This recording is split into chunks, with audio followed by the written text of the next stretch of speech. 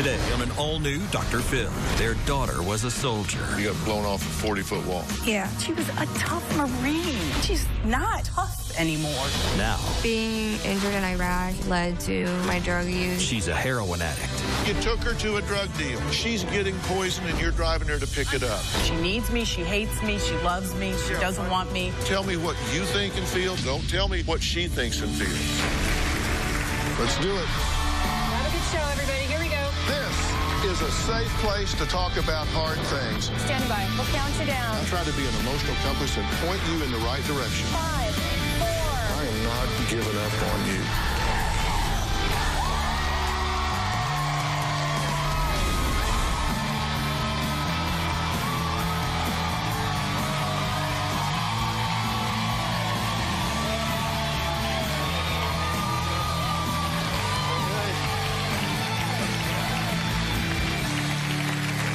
My guests today say their daughter fought in Iraq. You have all heard me say what huge respect I have for the men and women who serve our country's armed forces.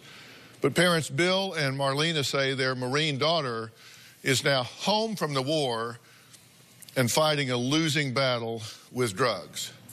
Now, Mom and Dad say that during her first tour of duty, Courtney was severely injured and after surgery became hooked on prescription pain pills, and that led to what they say was an addiction to heroin. Now, Bill and Marlena now say their once happy and proud daughter is an angry, volatile addict who is headed to an early grave if she can't conquer her demons and conquer them soon, because this is unwinding fast. Take a look.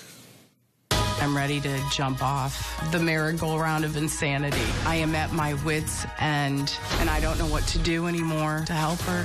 My daughter, Courtney, joined the Marine Corps after 9/11, proudly serving her country. When she got out of the Marine Corps is when things went amok. Her addiction started with opiates, because she had shoulder damage from being in the Marine Corps. When she was in Iraq, Courtney started using pain medicines. Courtney had a problem after a while getting prescription pain medicine from her doctors, so she eventually turned to heroin. The problem is her mother and I can't get on the same page on what should be done. It's been going on for way too long. Courtney's been to detox at least 8 times, but she keeps slipping back into the same pattern. Courtney was a very happy, energetic, and fun-filled child. She did a little modeling. I just keep thinking of 9 years of this craziness. This is really the end of the road for you. I know her body will always crave it because heroin is such a wicked drug. What breaks me more than anything is she's got track lines all up her arms and on her legs. The sad thing is, Courtney, she went from being an outgoing, funny, beautiful girl to someone who is so volatile. She's just a complete nightmare. There's so many layers of why she's doing drugs, and I get that. I want my daughter to stop doing drugs. This is our last chances to reach out and save our daughter. I don't know how much longer she has on this earth. Well, Bill has an opinion here, and he says Marlena is an enabler who is standing in the way of Courtney's recovery. Marlena says she cannot turn her back on Courtney the way Bill has.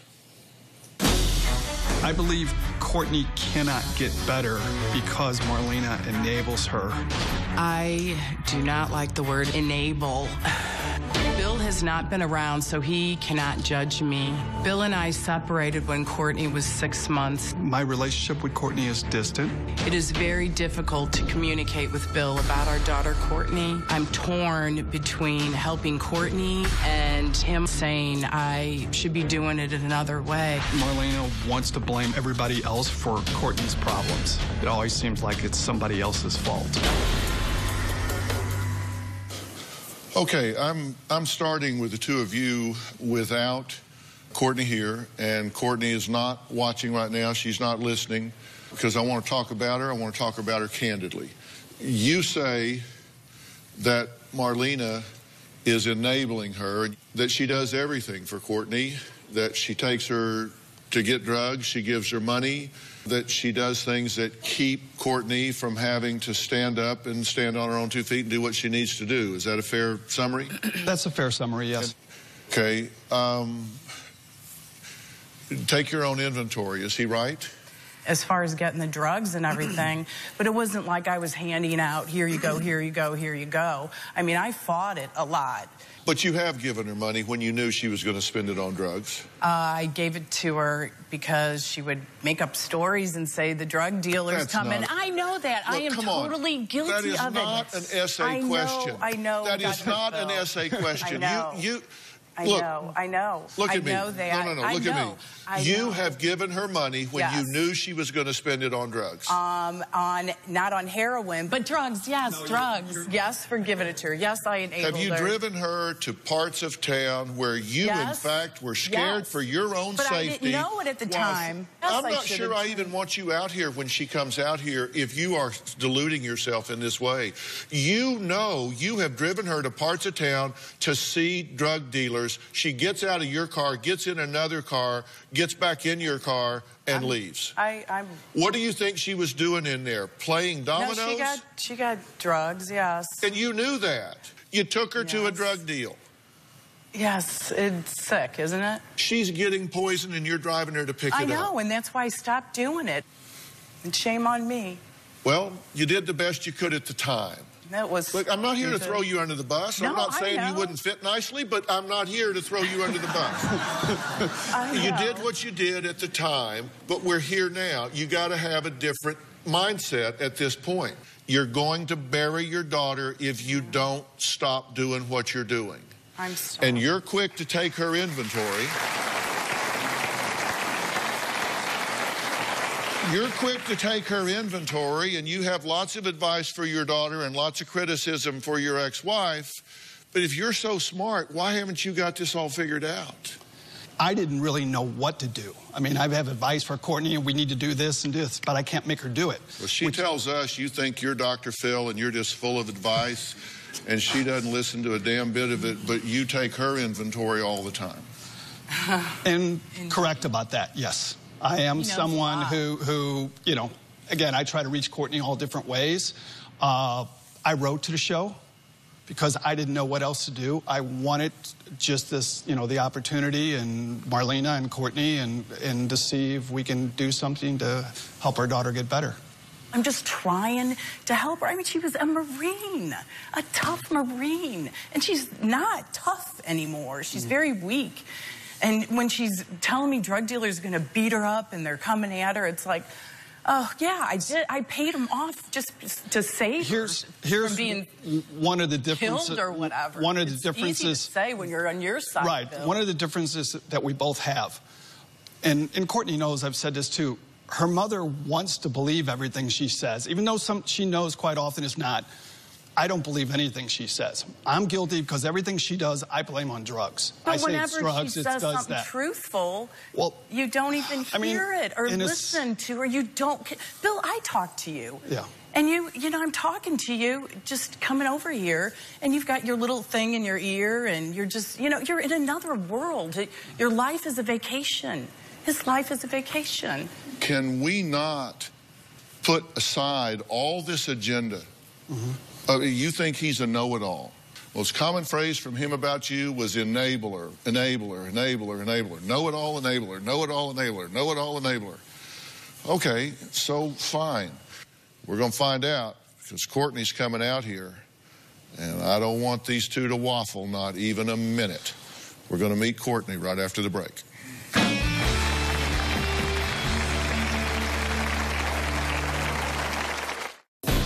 I could have heroin brought to my house in one phone call. Getting heroin is easier than ordering a pizza. I can't even function until after I get high. And later... You can't keep doing this anymore. We're really at the end of our rope and everything, and you're at the end of your life. I really believe this is the end, Dr. Phil. Tomorrow on an all-new Dr. Phil. You were the facialist to the stars. accused of hiring a hitman to murder her rival. You think you've got somebody trying to poach your clients. Did you solicit someone to kill this man? It was one of those, oh, I could kill this person. I should find someone to take him out. The exclusive interview. You typed out a text message. I have found someone that can do this deed for me. All new Dr. Phil. That's tomorrow. I think that Courtney played me many times, making up stories so that I would give her money. Courtney said a drug dealer was going to beat her up and was threatening her. I paid him off. But what if it's all a lie? Even though she was crying, you give her some money to pay off a drug deal and then she goes out and buys it again. How foolish. Marlena says her beautiful former Marine daughter, Courtney, has lied to her and dragged her into dangerous neighborhoods. I have a problem staying clean.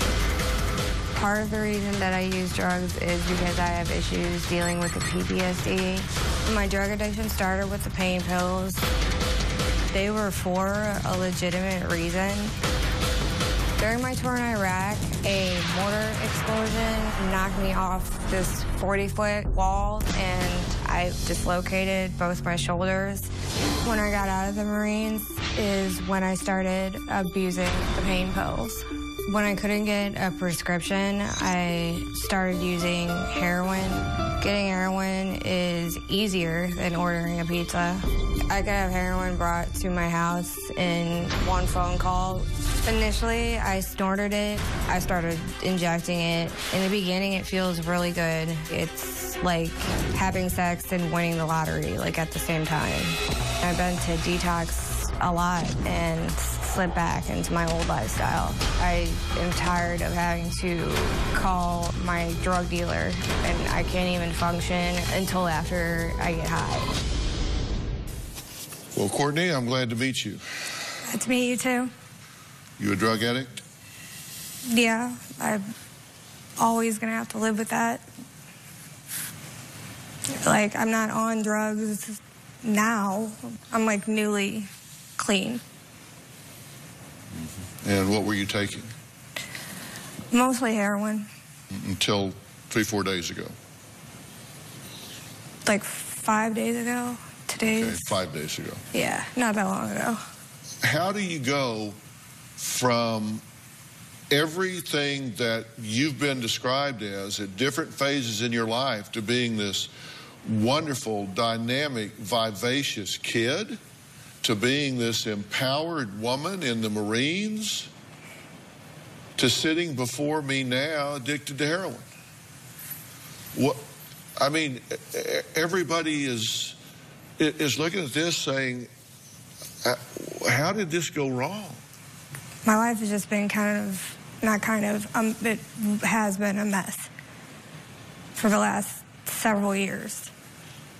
And I don't even think I know, like, what the one thing is that screwed me up. I mean, there was, the moment where, heroin was offered to me, but I was already screwed up before that. Does that make sense? Was there a time in your life that you would have thought, I am not one of those people that would ever put a needle in my arm and shoot heroin in my veins? Yeah, I think that every day. I told my counselor, I don't even know. I mean, I know how I became this way, but it's still surreal.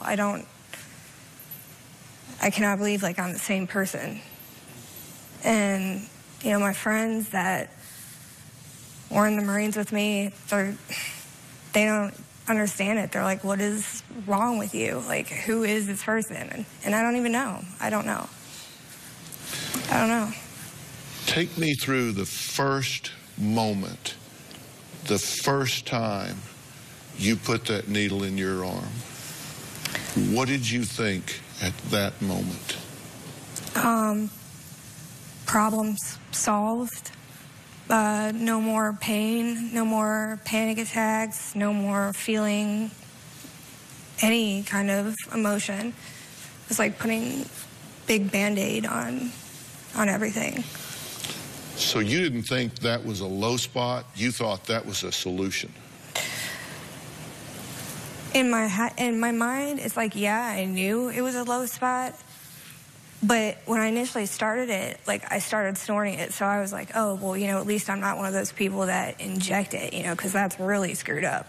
As messed up as that thinking is, like, but just the way it made me feel, it made me think, like, well, at least I don't feel bad right now. And it just, then I became one of those people that injected it. And even though I said, oh, I'm never going to be like that, and I just kept, like, reaching new bottoms, bottom after bottom. I don't even know if I have a bottom, truthfully. What is the absolute lowest point that you can think of? Be honest. Probably when I overdosed and almost died, and I was in a coma for like 3 days, and my organs were failing. But even after I woke up, I still went out and I wanted to get high again. Courtney says one night in particular changed her life forever, and she fears she will never be able to move past it. We're going to talk about that when we come back.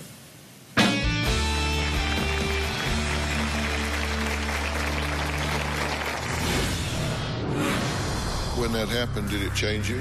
Yes, profoundly changed me. All the stuff I already thought about myself, like, people were starting to say out loud.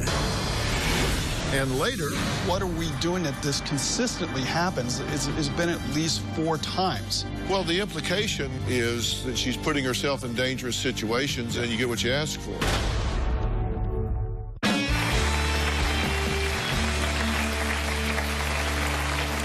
Courtney says joining the Marines and serving her country was the best, most meaningful time of her life.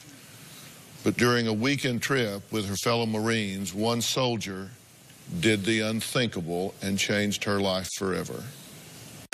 Serving in the Marines was the best and the worst time of my life. I was raped my first year in by another Marine.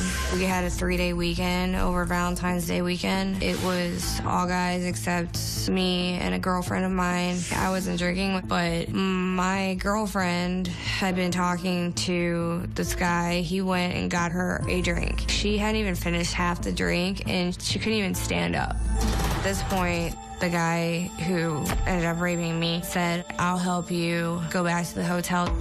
We got her back to the hotel. He ended up coming on to me. I told him no, and he didn't listen. He was placed under arrest.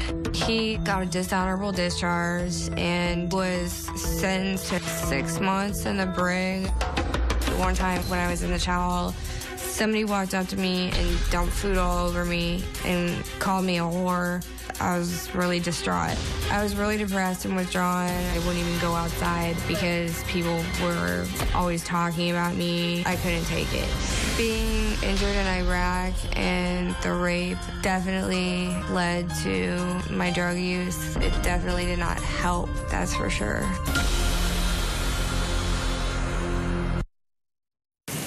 When that happened, did it change you? Yes. It profoundly changed me. In what way? In the way of not ever being able to trust somebody again. Thinking of myself differently. Just like I'm a piece of crap, and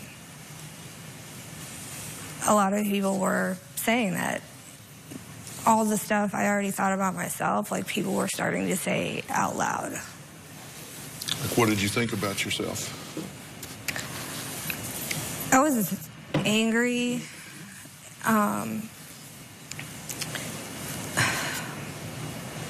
it's just so many emotions, like, mixed into one. I really felt betrayed by the Marine Corps. I feel like I should have at least been offered some sort of counseling, some way to vent it out, let it out. And y'all were aware this took place, right? Yes. I just couldn't believe that the counseling wasn't there, and Courtney kept indicating it too. It's just, how are you getting through all this? And it was after that you were deployed. You went to Iraq. Shortly after that, yeah. And how long had you been there when you got blown up? You got blown off a 40-foot wall. Yeah. Probably 6 months, five or 6 months. Mm-hmm. And you were on top of a wall? Yes. Baghdad? Yes. It was my job to run telephone wire, to hook up communications for other Marines out in the field. And we just started getting incoming, like, mortars being shot at us. And the next thing I know, I was getting canteen water splashed in my face, and I thought I actually got hit with shrapnel because my whole body hurt so bad, but it was actually a couple of broken ribs I had. But they ended up medevacing me to Baghdad for that. And you had to have surgery? Eventually, yes. I did not have surgery there, and I wasn't taken back to the United States. I stayed in Baghdad for about a month, I think, and then they sent me back. So. But you ultimately did have surgery? Yes, I did. 3. And you had multiple, and then you had pain medication for that? Yes. That started the merry-go-round? Yes. Pain, seizures, PTSD from rape and war. Coming up, according to Courtney, being raped in the military isn't the only time she's been sexually abused. Bill says his daughter always seems to be at the wrong place at the wrong time. And maybe that's why this keeps happening to her. Not sure what that means, but we'll find out when we come back.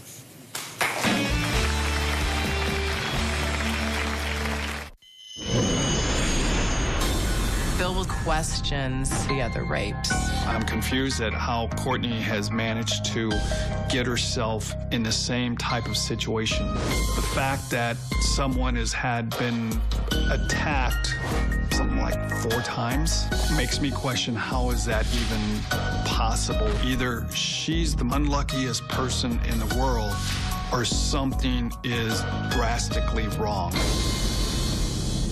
Well, Courtney says she confided in her parents about being molested as a child and then raped at least twice as an adult. Now, Marlena says Bill only believes the rape that happened in the Marines because he says it's documented and the others are not. Bill, what's the issue? Well, what happened, I found out about what happened in the Marine Corps, and then later I found out about something that happened in high school, which I wasn't aware of, and I don't know that her mother was aware of it either until Courtney confided in her. The only thing I was aware of was another time when she was at a hot tub and someone attacked her. Now, no one really went into the details, because I'm going to be honest, as a father, it's not something you sit down and discuss with your daughter, you know, something like this. I don't want to, maybe I'm burying my head in the sand or something, but it's very, very upsetting to me. And I knew that happened late at night. And then shortly after she got out of the Marines, she came and was living with me where I live. And there was an incident 2 o'clock in the morning at a bus stop where she was attacked by somebody. And so my question, or what my concern, and I think I asked Marlena, is what are we doing that this consistently happens? It's been at least 4 times. And the part of that doesn't matter. I always say, whether if you're someone, you're at a fraternity party and you had too many beers, that doesn't justify someone attacking you. Well, the implication that I'm hearing you make even now is that she's putting herself in dangerous situations and you get what you ask for. not so much you get what you ask for, but the fact is dangerous situation and what's happening in a situation where they involved in drugs and alcohol that put her into the situation, or was she an innocent victim that just happened to be in the wrong place at the wrong time? The other two rapes, Courtney never told them to me.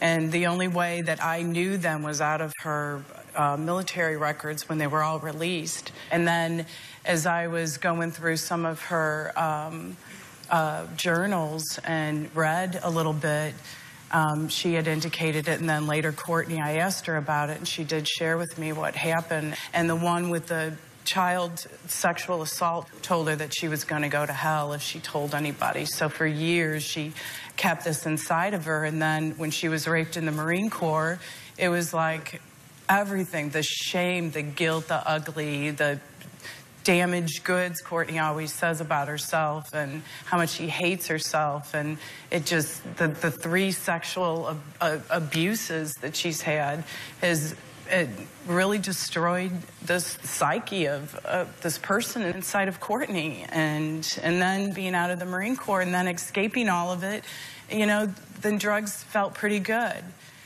So how do you feel about all of this? I mean, it's really uncomfortable putting such personal things out there. Kind of always, you know, known my dad feels that way. I can't have a normal conversation with him.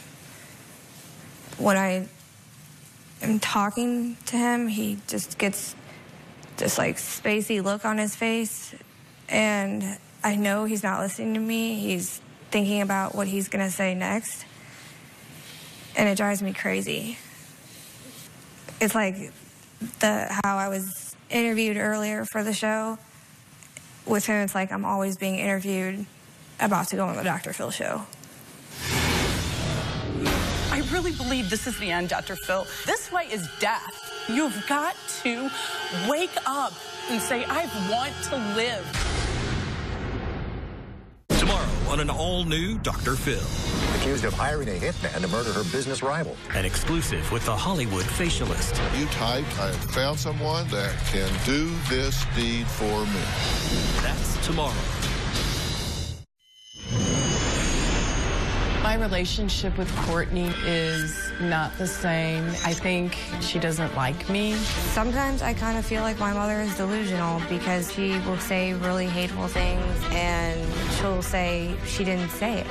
The text messages that Courtney sent me are extremely hurtful. I've never had anybody talk to me that way. She called me a moron. I do believe it's the drugs that are talking when I'm being cursed out by Courtney. Why do the two of you have such a combative relationship? I wouldn't describe our relationship as combative. I mean, honestly, if I wasn't on drugs, I don't think I would say any of the horrible things that I've said to her. Well, boy, I pulled up some of your text exchanges. They're pretty combative. And recent, last week. You had this exchange October 1st. Marlena, are you going to blank because I will literally shut you out of my life? Think before you text me your answer. What are you talking about here? Detoxing.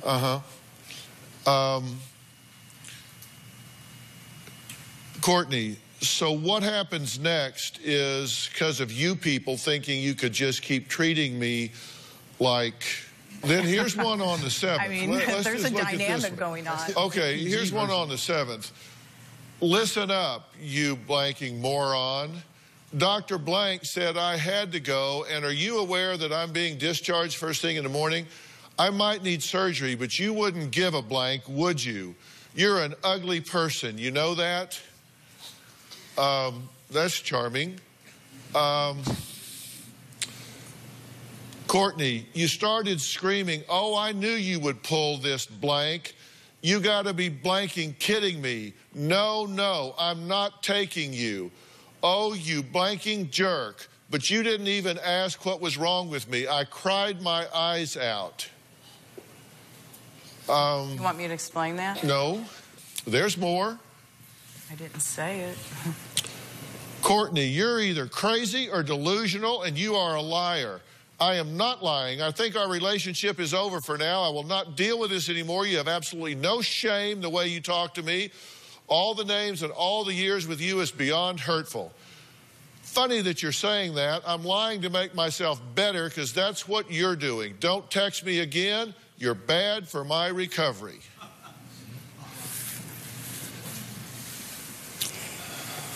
That's why I say combative.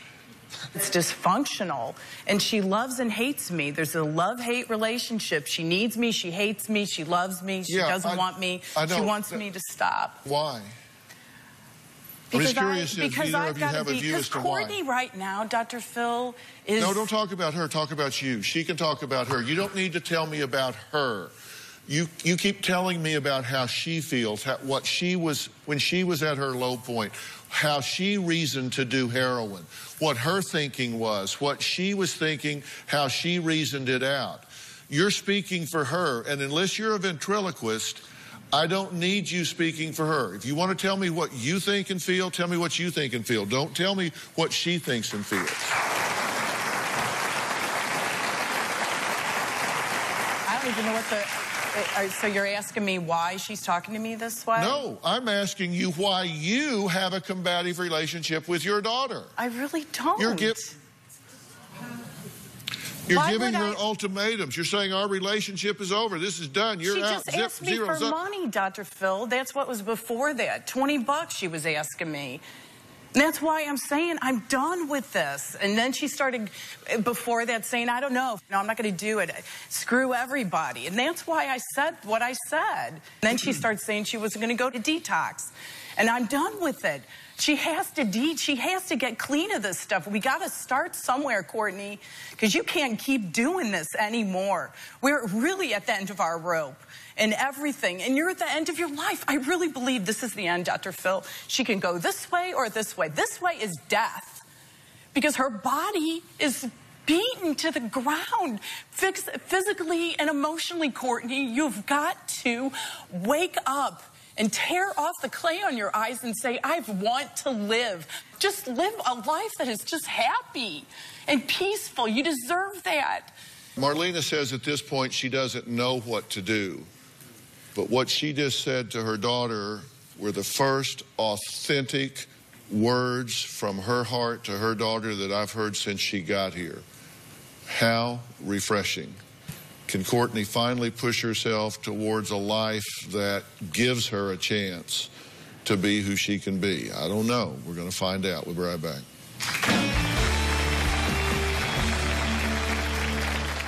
Do you need Dr. Phil's help? Text Phil to 88500 and share your story for a chance to appear on the show.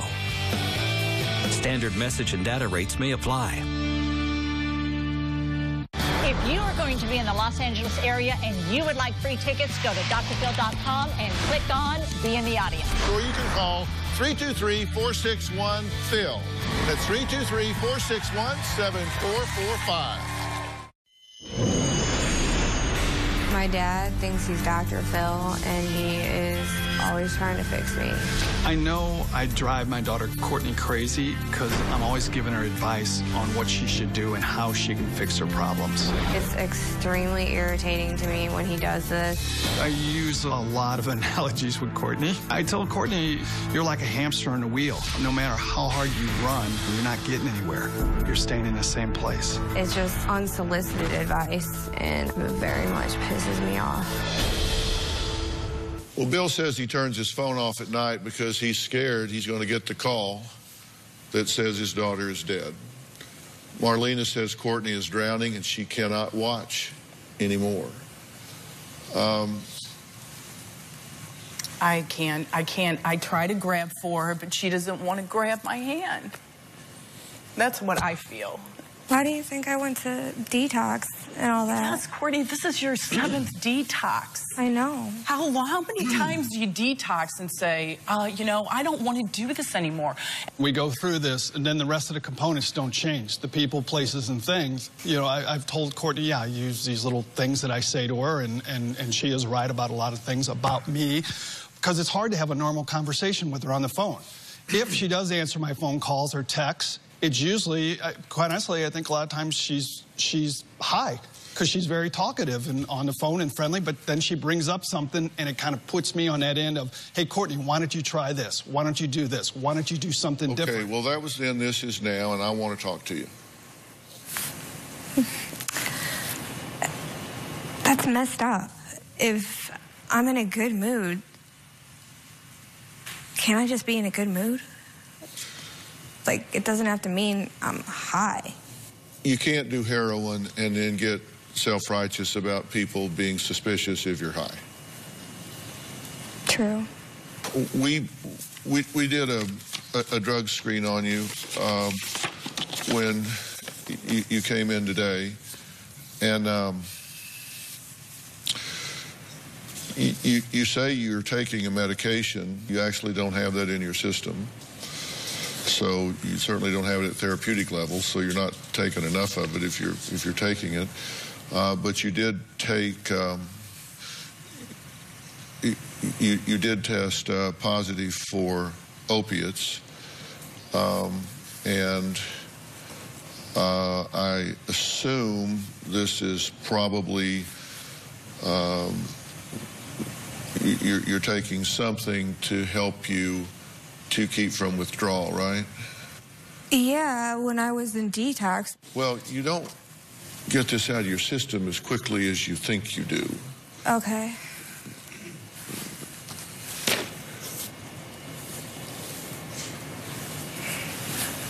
If you leave here today and just go back to your life, where do you think you'll be in a year?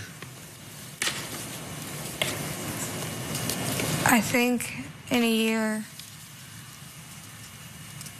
I don't think there'll be too much change if I'm being completely real with myself. I don't really see, like, after I've been doing heroin for so long, I don't really see some momentous change occurring by next year.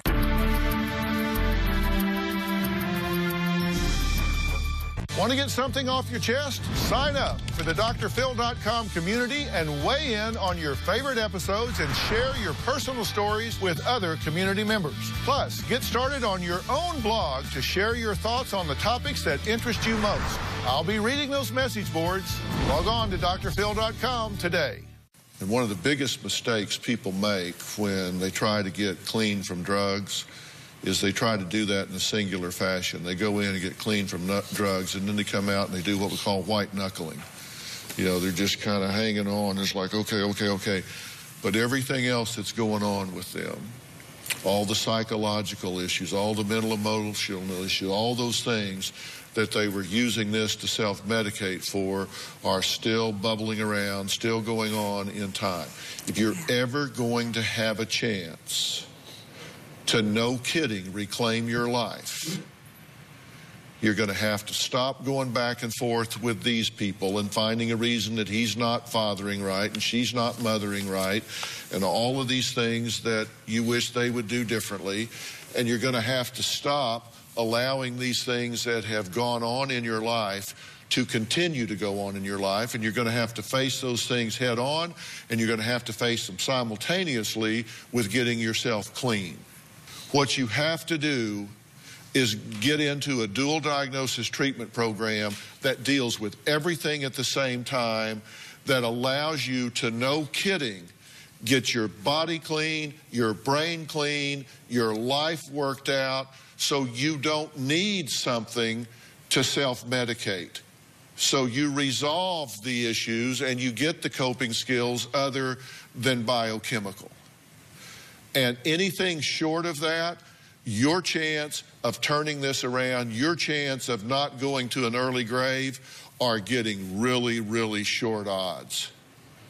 And you have to make a decision You're not going to do that. You have to make a decision. I got one shot here, and I am going to grab on with both hands, and I am prepared to make that available to you. I am prepared as a gift to you to make that resource available. You see this guy right here? This is Brad Lamb right here. He's a certified intervention professional. He's the founder of Breathe Life Healing Centers. Now, they are experts in dual diagnosis clinical care. And he's got Kathleen Murphy sitting right next to him, and she is a nurse. And I asked them to come here today because I want you to go with them. I want you to go to their treatment center from here. I don't want you to pass go. I don't want you to go home. I don't want you to do anything. I want you to go from here with Brad and with Kathleen and put yourself in this treatment center, because this is a time to say, I drew a line in the sand and decided I'm taking my life back, whatever it takes. And when you get through there, you're probably going to go to a sober living. You're probably going to start a new life and a new career and a new direction. Your life a year from now is probably not going to look anything like it looks right now. Brad, can you help her? You bet. I built Breathe for a person just like you who's struggling with trauma and gets addicted and cannot get out of it, and also for a family like you that's stuck in the drama of it. I'm offering you this gift. Will you take it? Yes. All right.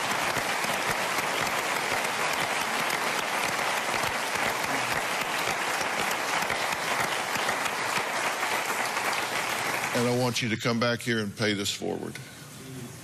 I want you to come back here. You're a leader. You can use your life. And I want you to do it. I want you to do it here. But it starts with you. You do this with you first. Fair enough? Yes. Fair enough? Yes. All Thank you so much. I want to thank all of my guests today, and a special thanks to Brad Lamb and the Breathe of Life Healing Centers and taking care of this brave soldier. We do thank you for your service, even though not everybody seems to be acknowledging that. I damn sure do. We'll see you next time.